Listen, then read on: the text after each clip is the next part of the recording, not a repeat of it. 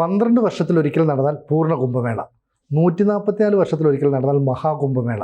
ഇപ്പോൾ ഉത്തർപ്രദേശിലെ പ്രയാഗ്രാജിൽ നടക്കുന്നത് മഹാകുംഭമേള എന്ന് പറഞ്ഞാൽ 40 മുതൽ 45 കോടി വരെ ജനങ്ങൾ വരും. വിദേശ രാജ്യങ്ങളിൽ നിന്നും വരില്ലേ? വിദേശ രാജ്യങ്ങളിൽ വരുന്നുണ്ട്. നമ്മൾ ഒരുപാട് പേരെ കണ്ടല്ലോ. ഇപ്പോൾ അത് ഈ കുംഭമേള എന്ന് പറയുന്നതിനെ ഇവിടെയുള്ള പോലെ ചില ആളുകൾക്ക് അങ്ങ് ദഹിക്കുന്നില്ല. സന്യാസിമാർ വരുന്നു, കുളിക്കുന്നു, സന്യാസി ഇതിൻ്റെയൊക്കെ ആവശ്യമുണ്ടോ എന്നൊക്കെ പറഞ്ഞ്.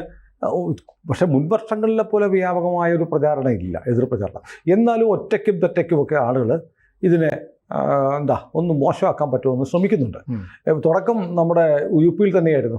പ്രയാഗ്രാജ് പിന്നെ കാശിയൊക്കെ വഖഫിൻ്റെ ആണ് എന്ന് പറഞ്ഞിട്ട് അഖിലേന്ത്യാ ജമായത്ത് ബോർഡോ അതിൻ്റെ മറ്റൊരു പ്രസിഡന്റ് ഒരു ഫത്വ ഇറക്കി, ഞങ്ങളുടെയാണ്, വഖഫാണ്, ഇവിടെ നടത്താൻ പാടില്ല, നിരോധിക്കണം എന്നൊക്കെ പറഞ്ഞു. അയാൾ പോയ വഴി കണ്ടില്ല. യോഗി അതോടെ വഖഫിൻ്റെ തലേ കയറി വഖഫിനെതിരെയുള്ള പണി അങ്ങനെ അവിടെ തുറന്നുകൊണ്ടിരിക്കുക. നമ്മളിത് പറയുമ്പോൾ ഇന്നലെ 1669 പ്രോപ്പർട്ടികൾ 4 തഹസിൽസ് താലൂക്കുകളിൽ 4 താലൂക്കുകളിലായിട്ട് 1669 പ്രോപ്പർട്ടീസ് ഉത്തർപ്രദേശ് സർക്കാർ അളന്നു. അവരുടെ വഖഫിൻ്റെ സുന്നി ഷിയ വഖഫ് ബോർഡുകൾ അളന്ന് കയ്യേറ്റം ഉണ്ടെന്ന് കണ്ടെത്തിയിട്ടുണ്ട്. ബാക്കി സർവേ ഇവിടെ നടത്താൻ തീരുമാനിച്ചിരിക്കുക. അപ്പോൾ ഈ കുംഭമേളയുടെ പേരിൽ ഇവരുണ്ടാക്കിയ ചില പ്രശ്നങ്ങളാണ് ഈ വഖഫിൻ്റെ തലയിലോട്ട് വന്നിരിക്കുന്നത്. അപ്പോൾ നമ്മുടെ വിഷയം വഖഫല്ല, കുംഭമേളയാണല്ലോ. കുംഭമേള ഇങ്ങനെ അനുസ്യൂതം തുറന്നുകൊണ്ടിരിക്കുന്നു. ജനകോടികൾ ഓരോ ദിവസവും എത്തിക്കൊണ്ടിരിക്കുകയാണ്. ലോകത്തിൻ്റെ ശ്രദ്ധ മുഴുവൻ കുംഭമേളയിലേക്കാണ്, പ്രയാഗ്രാജിലേക്കാണ്. ഇപ്പോൾ പറയപ്പെടുന്നൊരു കാര്യം, ഗൂഗിളിൽ സെർച്ച് ചെയ്യത്തില്ലേ, ഗൂഗിളിൽ കഴിഞ്ഞ ദിവസങ്ങളിലായി ഏറ്റവും കൂടുതൽ സെർച്ച് ചെയ്യപ്പെട്ട വാക്ക് കുംഭമേള എന്നുള്ളതാണ്. അങ്ങനെയും കുംഭമേള ലോകത്തിൻ്റെ ശ്രദ്ധ പിടിച്ചു പറ്റിയിരിക്കുന്നു. അതായത് 40 കോടിയോളം ആളുകൾ, 40-45 കോടിക്കും ഇടയ്ക്ക് ആളുകൾ പ്രയാഗ്രാജ് എന്നുള്ള പ്രദേശത്തേക്ക് വരുന്നു. സർക്കാർ 7000 കോടി രൂപ മുടക്കുന്നു. 7000 കോടി രൂപ മുടക്കി ഉത്തർപ്രദേശ് സർക്കാരിന് 2 ലക്ഷം കോടിയോളം വരുമാനം ഉണ്ടാവുന്നു. ഇതാണ് കുംഭമേളയുടെ ഒരു സാമ്പത്തിക വശം. സർക്കാർ പണം മുടക്കുന്നുണ്ട്. ആ പണം മുടക്കുന്നതിൻ്റെ എത്രയോ ഇരട്ടിയാണ് സർക്കാരിലേക്ക് പണം വരുന്നത്. നികുതിയായിട്ട്, മറ്റ് വരുമാനമായിട്ട്, ആളുകളുടെ തൊഴിലായിട്ട്, എത്രയോ ആളുകൾക്ക്, അല്ലേ, ആയിരക്കണക്കിന് ആളുകൾക്ക്, 10,000-കണക്കിന് ആളുകൾക്ക് തൊഴിൽ കൊടുക്കുന്നൊരു മേഖല. അങ്ങനെ കുംഭമേളയെ സംബന്ധിച്ച് ഇത്രയും ആളുകളെ കൺട്രോൾ ചെയ്യുന്നൊരു വലിയ അത്ഭുതമാണ്. ഒരു പരാതിയുമില്ലാതെ, ഒരപകടമില്ലാതെ, ഒരു കൂട്ടക്കുഴപ്പമില്ലാതെ, ഒരു സ്റ്റാമ്പേഡ് ഉണ്ടാവാതെ അത് സൈന്യവും പോലീസും അർദ്ധസൈനിക വിഭാഗങ്ങളും വോളണ്ടിയേഴ്സും എല്ലാം കൂടെ ചേർന്ന് അതിഗംഭീരമായി കുംഭമേള മുന്നേറിക്കൊണ്ടിരിക്കുകയാണ്. അപ്പോൾ ലോകം മുഴുവൻ കുംഭമേളയെ നോക്കുന്നു, പ്രയാഗ്രാജിലേക്ക് നോക്കുന്നു, ഇന്ത്യയിലേക്ക് നോക്കുന്നു, ഹിന്ദുത്വത്തിലേക്ക് നോക്കുന്നു. ഹിന്ദുക്കളുടെ ഈ ആഘോഷം, ലോകത്ത് ഇത്രമാത്രം ക്രൗഡ് വരുന്ന ജനങ്ങൾ പങ്കെടുക്കുന്ന ഒരു ആഘോഷം ലോക ചരിത്രത്തിൽ വേറെയില്ല, ഇനിയിട്ടുണ്ടാവാനും പോണില്ല. അപ്പോൾ അതുകൊണ്ട് തന്നെ ലോകത്തിലെ എല്ലാ രാജ്യങ്ങളും പ്രതിനിധികളെ അയക്കുകയാണ്. ഇപ്പോൾ യുണൈറ്റഡ് അറബ് എമിറേറ്റ്സ് UAE ഒരു പ്രതിനിധി സംഘത്തെ അയച്ചിട്ടുണ്ട്.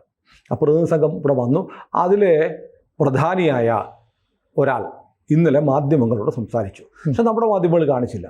കാരണം അറബി രാജ്യത്തുനിന്ന് വരുന്നു, UAE-യിൽ നിന്ന് വരുന്നു ഒരു പ്രതിനിധി സംഘം, കുംഭമേളയിൽ പങ്കെടുക്കാൻ വരുന്നു.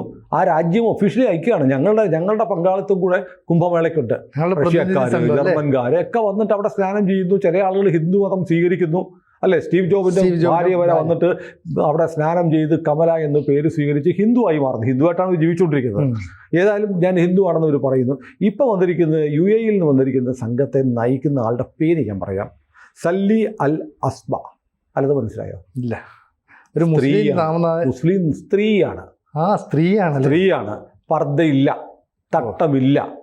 അങ്ങനെ UAE സംഘത്തെ നയിച്ചു കൊണ്ടുവന്നിരിക്കുന്ന സല്ലി അൽ അസ്ബ ഇന്നലെ പ്രയാഗ്രാജിൽ വെച്ച് മാധ്യമങ്ങളോട് പറഞ്ഞു. Every 144 years, and also the gathering is happening every 12 years, right? So there is Mahkum and half Kumbh, there is Kumbh and half Kumbh, right? So that's what I learned, every 12 years and sometimes every 6 years in 4 different cities. And what great gathering. I mean, it's the biggest in the world, 400 million people in 1 month. Where you can find this, except in India, of course. I mean, if this is happening somewhere else, you will find a mess. But here, well organized to another level. I mean, look at the boats around you. Look at everything. Everyone in his own place. The safety is there. Police with there. The government arranged very, very well. I mean, It's amazing. It's amazing.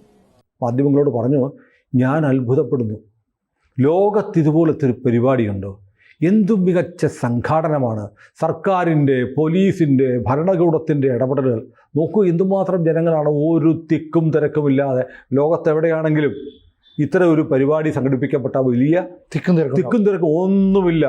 ജനങ്ങളെ നോക്കി ഒരു കോസിന് വേണ്ടി, ഒരു വിശ്വാസത്തിന് വേണ്ടി ഇത്രയേറെ ജനങ്ങൾ ഒരുമിക്കുന്നു. അവർ ഒരേ ശബ്ദത്തിൽ ഈ ഹിന്ദു മതവിശ്വാസങ്ങൾ അനുസരിച്ച് മന്ത്രോച്ചാരണങ്ങൾ നടത്തുന്നു.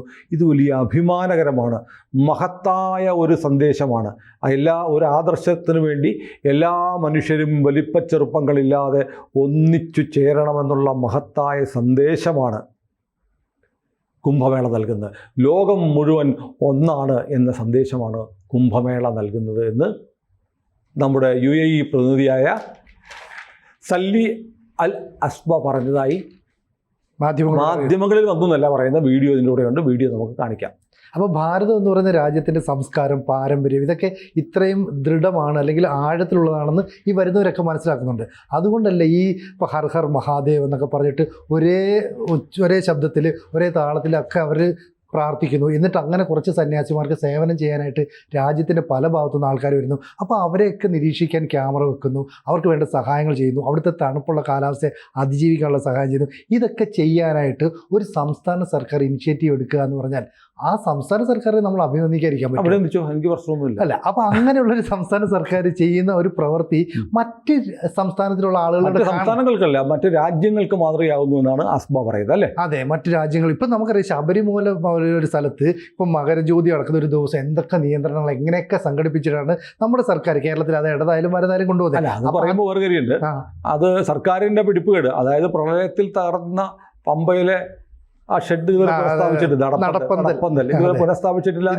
കഴിഞ്ഞ വർഷം വരെ പറയുന്നുണ്ട്, ഈ വർഷം പുനഃസ്ഥാപിച്ചിട്ടില്ല. ഈ നടപ്പന്തൽ ഉണ്ടായിരുന്നത് തന്നെ എത്രയോ പേർക്ക് നിൽക്കുക, അതുപോലും കേരളത്തിൽ കഴിഞ്ഞിട്ടില്ല. പിന്നെ ഈ പറഞ്ഞ പോലെ പ്രയാഗ്രാജിനെയും ശബരിമലയും കൂടെ വേറൊരു അർത്ഥത്തിൽ താരതമ്യപ്പെടുത്താൻ പറ്റില്ല. കാരണം മറ്റൊരു ടെറൈൻ വ്യത്യാസമുണ്ട്. ഇതൊരു സമതലമാണ്, മറ്റത് കുത്തനെയുള്ള ഫോറസ്റ്റാണ്, അങ്ങനെയുള്ള കാര്യമുണ്ട്. പക്ഷെ ഞാൻ അതൊന്നുമല്ല സിനിമ കാണുന്നത്. ഞാൻ കാണുന്നത് മറ്റൊരു ആംഗിളാണ്. കാരണം UAE എന്ന് പറഞ്ഞത് ഇസ്ലാമിക രാജ്യമാണ്. അതെ, ഇത് ഇസ്ലാമിക രാജ്യത്തിൽ നിന്ന് അവർ ഒഫീഷ്യൽ ഒരു ഡെലിഗേറ്റിനെ അയക്കുന്നു. എന്തിന്? ഹിന്ദുക്കളുടെ ലോകത്തിലെ ഏറ്റവും വലിയ ഒരു ആഘോഷം, ഒരു വിശ്വാസത്തിൻ്റെ ഭാഗമായിട്ടുള്ള ഇതിൻ്റെ കഥ അറിയാമല്ലോ. ദേവാസുര യുദ്ധം നടക്കുമ്പോൾ പാലാഴിയും കടഞ്ഞെടുത്ത് അമൃത് കിട്ടി. അമൃതിൻ്റെ പേരിൽ ദേവന്മാരും അസുരന്മാരും തമ്മിൽ യുദ്ധം നടക്കുന്നു. അതിനിടയ്ക്ക് അമൃത കുംഭത്തിൽ നിന്ന് 12 തുള്ളി അമൃത് തറയിൽ വീണു. രാജ്യത്തിൻ്റെ നാനാഭാഗങ്ങൾ, ഉജ്ജയിനി, ഹരിദ്വാർ, പ്രയാഗ്രാജ്, നാസിക് എന്നിങ്ങനെ 4 സ്ഥലങ്ങളിൽ വീണു. അപ്പോൾ 12 തുള്ളി അമൃത് വീണ സ്ഥലങ്ങൾ, ആ സ്ഥലം അതുകൊണ്ടാണ് 12 വർഷത്തിലൊരിക്കൽ അവിടെ ഈ പറഞ്ഞ പ്രത്യേക ദിവസം സ്നാനം ചെയ്യുമ്പോൾ അമൃതം വീണ ജലമായതുകൊണ്ട് നമുക്ക് നമ്മുടെ പാപങ്ങളെല്ലാം കഴുകിക്കളഞ്ഞ് ഒരമരത്വം ലഭിക്കും, ശുദ്ധി ലഭിക്കും. അമരത്വം ഫിസിക്കലി അല്ല, ആത്മാവിന് അമരത്വം ലഭിക്കും എന്നുള്ള വിശ്വാസം കൊണ്ടാണ് ഈ ഗംഗാ സ്നാനത്തിന്, ഷഹി സ്നാനം ഉൾപ്പെടെയുള്ള സ്നാനത്തിന് ആളുകൾ വരുന്നത്. അത് പ്യൂർലി ഒരു ഹിന്ദു വിശ്വാസമാണ്. ഹിന്ദു വിശ്വാസത്തെ നോക്കിക്കാണാനും അതിനോട് പങ്കുപറ്റാനുമാണ് ഒരു ഇസ്ലാമിക രാജ്യത്തെ പ്രതിനിധി സംഘം വരുന്നത്. ഒന്ന്, കാരണം ഇവിടെ ചിലർ പറയും, നിങ്ങൾ അമ്പലത്തിൽ പോയാൽ, അമ്പലത്തിന് പിരിവ് കൊടുത്താൽ, അമ്പലത്തിൽ നിന്നുള്ള പ്രസാദം കഴിച്ചാൽ, അവരുടെ ആഘോഷങ്ങളിൽ പങ്കെടുത്താൽ അത് ശിർക്കാണ്, നീ നരകത്തിൽ പോകും എന്ന് പറയുമ്പോൾ ഒരു ഇസ്ലാമിക രാജ്യം ഇതിൽ പങ്കെടുക്കാൻ വേണ്ടി അവരുടെ രാജ്യത്തിൻ്റെ ഒഫീഷ്യൽ ഡെലിഗേറ്റ്സിനെ അയക്കുന്നു. അപ്പം ലോകത്ത് 2 തരം ഇസ്ലാമുണ്ട്. ഇന്ത്യയിലെ ഈ ഇസ്ലാമും അറബി രാജ്യങ്ങളിലെ ഇസ്ലാം ജനിച്ച മണ്ണിലെ ഇസ്ലാമും. ഇസ്ലാം ജനിച്ച മണ്ണിലെ ഇസ്ലാം ഇതിനെയൊക്കെ ചേർത്ത് നിർത്തുകയും ഇതിനോട് ചേർന്ന് നിൽക്കാൻ താല്പര്യപ്പെടുകയും ചെയ്യുന്ന ഇസ്ലാമാണ് ഒന്നത്. രണ്ടാമത്തത്, അവരയച്ചിരിക്കുന്ന സംഘത്തിലെ പ്രമുഖ ആരാണ്? സല്ലി അൽ അസ്ബ എന്ന് പറഞ്ഞ ഒരു വനിതയാണ്. ഈ വനിത എങ്ങനെയാണ് വന്നിരിക്കുന്നത്? അവർ തട്ടയിട്ടിട്ടില്ല, മൂർഖയിട്ടിട്ടില്ല. അവർ സാധാരണ ഒരു വനിതയെപ്പോലെ നിന്ന്, ഒരു ഇന്ത്യക്കാരിയെ പോലെ, അല്ലെങ്കിൽ ഒരു അമേരിക്കക്കാരിയെ പോലെ, അല്ലെങ്കിൽ ലോകത്തിലെ ഇസ്ലാം മതത്തിൻ്റെ വിശ്വാസം അനുസരിച്ച് ഈ ചാക്കിനകത്ത് കയറാത്ത ഒരു മാന്യമായ വസ്ത്രം, മാന്യമായ വസ്ത്രം, അതും മാന്യമാണെന്നാണ് അവർ പറയുന്നത്. മാന്യതമാണോ അമാന്യമാണോ? മുഖം മുഴുവൻ മറച്ച് നടക്കുന്ന അതിനോട് വിയോജിപ്പ് പാശ്ചാത്യ രാജ്യങ്ങളിലൊക്കെ ഉയർന്നു വരുന്നുണ്ട്. അവർ ഐഡന്റിറ്റി തിരിച്ചറിയണം എന്നുള്ളതാണ് ഞാൻ പറയുന്നതല്ല. ഇപ്പൊ മാന്യമോ അമാന്യമോ എന്നുള്ളതല്ല, ഒരു മതവേഷം ധരിക്കാതെ, നമുക്ക് അങ്ങനെ പറഞ്ഞാൽ മതി. ഇപ്പൊ മതവേഷം ധരിക്കാതെയുള്ള ഒരു വസ്ത്രം ധരിച്ച് അറബ് രാജ്യത്തിന്റെ പ്രതിനിധിയായ വനിത കുംഭമേളയെക്കുറിച്ച് സംസാരിക്കുന്നു എന്നതിലൂടെ കിട്ടുന്നൊരു സന്ദേശമുണ്ട്. ഇവിടെ നമ്മുടെ കേരളത്തിലെ മുഴുവൻ സ്ത്രീകളെയും എങ്ങനെയെങ്കിലും പർദ്ദയ്ക്കകത്ത് കയറ്റണം എന്ന് തത്രപ്പെട്ടുകൊണ്ടിരിക്കുകയാണ്. സ്ത്രീകൾ പൊതുരംഗത്ത് വരാൻ പാടില്ല. പരീക്ഷയിൽ ഉന്നത വിജയം നേടിയ പെൺകുട്ടി പൊതുവേദിയിൽ പോയി സമ്മാനം സ്വീകരിച്ചതിൻ്റെ പേരിൽ അപമാനിക്കപ്പെടുന്ന കേരളമാണ് നമ്മുടെ മുന്നിലുള്ളത്. ആ കേരളമാണ് സല്ലി അൽ അസ്ബയെ കാണേണ്ടത്. പക്ഷേ ആരും കാണിക്കുന്നില്ല. നമ്മുടെ ചാനലുകൾ കാണിക്കുന്നില്ല. ഞാൻ അത്ഭുതപ്പെടാറുണ്ട്. ഇന്ത്യയിൽ ഏറ്റവും പ്രചാരമുള്ള, അല്ലെങ്കിൽ മലയാളത്തിലെ ഏറ്റവും പ്രചാരമുള്ള പത്രമാണ് മലയാള മനോരമ എന്ന് അവർ അവകാശപ്പെടുന്നു. പക്ഷെ മനോരമ ഈ കുംഭമേളയെക്കുറിച്ചുള്ള വാർത്ത, അതിൻ്റെ കുംഭമേളയുടെ കുറിച്ച ദിവസത്തെ വാർത്ത പോലും അകറ്റപ്പെയ്യല കൊടുത്തത്. ഇന്ന് വരെ മനോരമ കുംഭമേളയുടെ ഒരു പൂർണ്ണ ചിത്രം, ആ ജനസഹസ്രങ്ങൾ, കോടികൾ അണിനിരക്കുന്ന ആ നദീതീരത്ത് സ്നാനത്ത് നിൽക്കുന്ന ഒരു ചിത്രം പോലും കൊടുത്തില്ല മലയാള മനോരമ. എത്ര ഏജൻസികൾ എടുത്ത് കോപ്പികൾ അവർക്ക് അയച്ചു കൊടുത്തിട്ടുണ്ടാവും? ഉണ്ടാവാം. എത്ര അവരുടെ ഡെസ്കിൽ ഈ ചിത്രങ്ങൾ വന്ന് കിടക്കാഞ്ഞിട്ടൊന്നുമില്ല. കൊടുക്കണ്ടെന്ന് അവർ തീരുമാനിച്ചിരിക്കുന്നു. എത്ര ചാനലുകൾ കുംഭമേളയെക്കുറിച്ച് സ്റ്റോറി ചെയ്യുന്നുണ്ട്. നമ്മളിപ്പോൾ കണ്ടുകൊണ്ടിരിക്കുന്ന ഏഷ്യാനെറ്റാണ്. ഇവിടെ അവർ സമാധി പൊളിക്കാൻ നടക്കുന്നു, കൊലക്കേസുകളുടെ പിന്നാലെ നടക്കുന്നു. കുംഭമേളയെക്കുറിച്ച് അവരുടെ വാർത്തയിൽ എല്ലാ ബുള്ളറ്റിലും ഒരു ദൃശ്യമെങ്കിലും കാണിക്കണ്ടേ? അല്ലേ? എന്തെല്ലാം വിശേഷങ്ങളുണ്ട്. സ്റ്റീവ് ജോസിൻ്റെ ഭാര്യ വരുന്നു, വിദേശ പ്രതിനിധികൾ വരുന്നു, സന്യാസി, ദേശീയ ചാനലുകളെല്ലാം കാണിക്കുന്നുണ്ട്. കാൺപൂർ ITIയിൽ എയ്റോ ഫിസിക്സ് പഠിച്ചിരുന്ന ശാസ്ത്രജ്ഞനായിരുന്ന യുവാവ് സന്യാസിയായതിൻ്റെ സ്റ്റോറി വരുന്നു. ഇങ്ങനെ എന്തെല്ലാം കാര്യങ്ങൾ കുംഭമേളയുമായി ബന്ധപ്പെട്ട് പരശതം സ്റ്റോറികൾ ചെയ്യാൻ മാധ്യമങ്ങൾ കഴിയുമ്പോൾ കേരളത്തിലെ മാധ്യമങ്ങൾ മാത്രം ഇത് കാണിക്കാതെ മാറി നിൽക്കുക. കാരണം അവർക്ക് ഇതിനോടുള്ള വെറുപ്പാണ്, ഈർഷ്യയാണ്. മനസ്സിലായില്ലേ? അതുകൊണ്ടാണ് ഒരു സാധു സമാധിയായതിനെ വക്രീകരിച്ച് വിവാദമുണ്ടാക്കാൻ നടന്നിട്ട് അവസാനം ഈ ചാനലുകാർക്ക് നെയ്യാറ്റിൻകര ഗോപൻ എന്ന് പറഞ്ഞവർക്ക് ഇപ്പം ഗോപൻ സ്വാമി എന്ന് പറയേണ്ടി വന്നിരിക്കുന്നു. അവസാനം അവിടെ ഒരു മഹാസമാധി പോലെ അവർ ഇരുത്തിയതിനെ അവർക്ക് ലൈവ് കാണിക്കേണ്ടി വന്നു, വാർത്ത കാണിക്കേണ്ടി വന്നു. ലൈവ് കാണിച്ചില്ലെങ്കിൽ പോലും വാർത്ത കാണിക്കേണ്ടി വന്നു. സ്വയം കുഴിച്ച കുഴിയിൽ മാധ്യമങ്ങൾ വീഴുവാണ്. അതുപോലെ കുംഭമേള 144 വർഷത്തിലൊരിക്കൽ നടക്കുന്ന ഈ മഹാകുംഭമേള ആളുകളിലേക്ക് എത്തിക്കാൻ, അതിൻ്റെ വിശേഷങ്ങൾ പറയാൻ മനോരമ ഉൾപ്പെടെയുള്ള കേരളത്തിലെ പത്രങ്ങൾ, ഏഷ്യാനെറ്റ് ഉൾപ്പെടെയുള്ള കേരളത്തിലെ ദൃശ്യമാധ്യമങ്ങൾ കാണിക്കുന്ന വിമുഖതയുണ്ടല്ലോ, കേരളത്തിലെ ഹിന്ദുക്കളോട് കാണിക്കുന്ന തികഞ്ഞ അവഗണനയാണ്. അത്തരം അവഗണന നിൽക്കുമ്പോഴാണ് UAEയിലെ സംഘം വന്നിട്ട് സല്ലി അൽ അസ്ബ ഇത് ലോകാത്ഭുതമാണ് എന്ന് പറയുന്നത്. പക്ഷെ അങ്ങനെ പറയുന്ന സല്ലി അൽ അസ്ബയെയും നമ്മുടെ മാധ്യമങ്ങൾ കാണിക്കത്തില്ല. എന്തൊരു വിരോധമാണല്ലേ? അതേസമയം ഇത് ഈ വേറെ ഒരു ക്രൈസ്തവരുടെയോ, അല്ലെങ്കിൽ ക്രൈസ്തവരെ ഇപ്പോൾ വേണ്ട, അത് വേണ്ട, ക്രൈസ്തവരെ വിട്ടു, ക്രൈസ്തവരുടെ ഇപ്പോൾ ഒരു വിലയില്ല, ആകെ ഒരു കൂട്ടരുടെ മാത്രമേ കാണിക്കുള്ളൂ.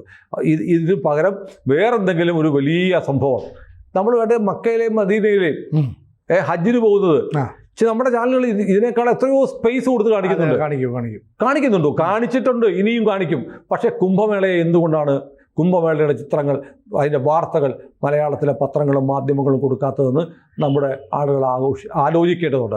ഇത് അവരാഘോഷിക്കുമായിരുന്നു. എപ്പോഴാണെന്നറിയാമോ?